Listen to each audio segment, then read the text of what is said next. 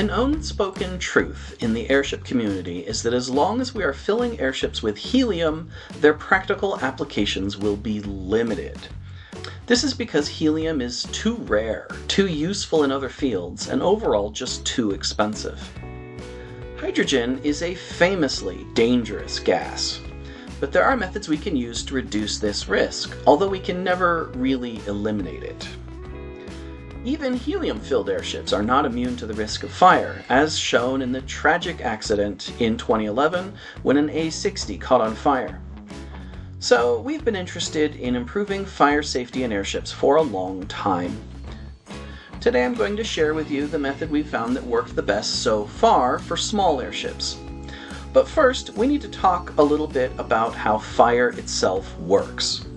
In many ways, a flame on an airship can be thought of as similar to a thruster, except instead of moving air using propeller blades, it moves air through convection. It pushes the air upwards, and it sucks air from below and from the sides. That air, of course, includes oxygen, which the flame needs to keep itself going. So what we need to do is interrupt this flow of oxygen by introducing something else into the airflow. We do this by putting the hydrogen envelope within a buffer of other non-flammable gases. If the flame is on the top of the airship, the solution is easy.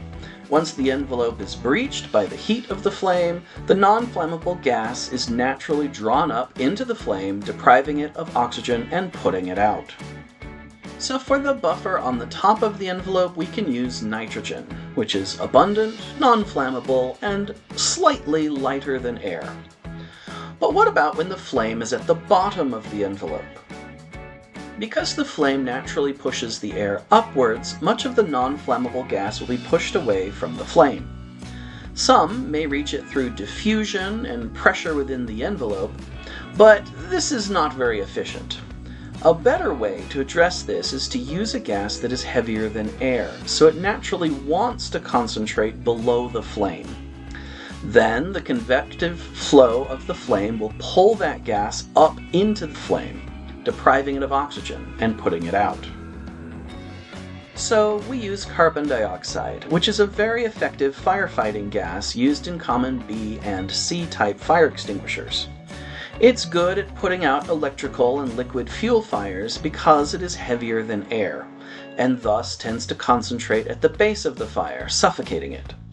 Now, let's look at this in operation and how it performs in comparison to a regular hydrogen envelope. This is an old failed experiment of mine. It didn't really work out, so we're going to take this envelope and we're going to fill it with hydrogen and we're going to set it on fire. For this test, I will use a candle to introduce the flame and put it near the bottom of the envelope.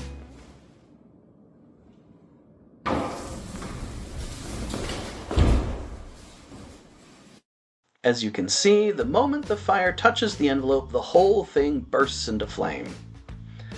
And even after the initial hydrogen fire is out, secondary fires continue to burn for some time. This could pose significant danger to the environment you're flying in, and so obviously we want to avoid that. This envelope has been constructed with a central envelope filled with hydrogen and two buffer envelopes.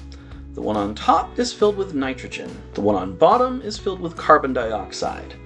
Now, these buffer envelopes do add to the weight and drag, of course, because they increase the dimensions of the airship. The mass of the envelope is 2.28 times that of a regular envelope, so we want to use lightweight materials to construct this, so we will have the lift we need. Or we may have to make the airship a little bigger than we were otherwise planning.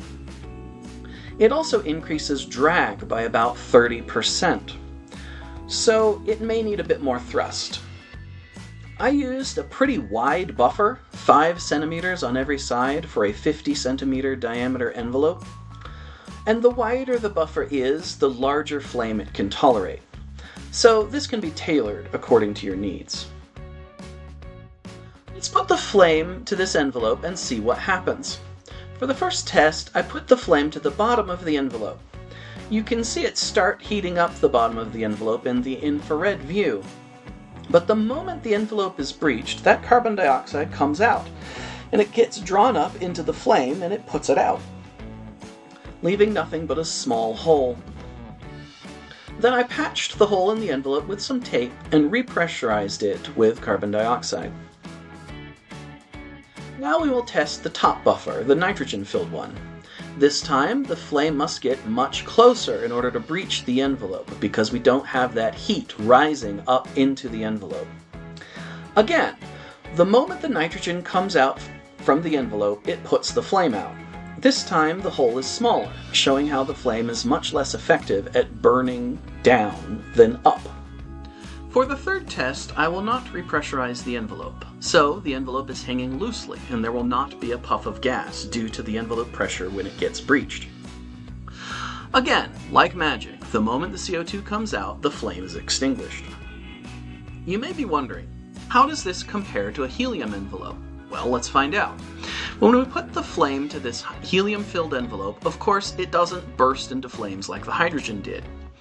But it also doesn't put the fire out as quickly as the sheathed hydrogen envelope does. I'm going to play this again, slower, and side by side with the carbon dioxide and nitrogen sheathed hydrogen envelope.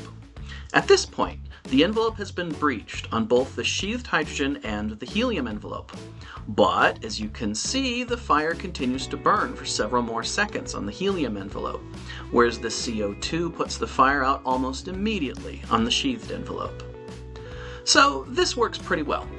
Of course, hydrogen is still dangerous, and if you want to use this in your own project, you need to do your own testing and make sure you have a good safety plan in place. But hopefully this gives you some ideas and might help you get started.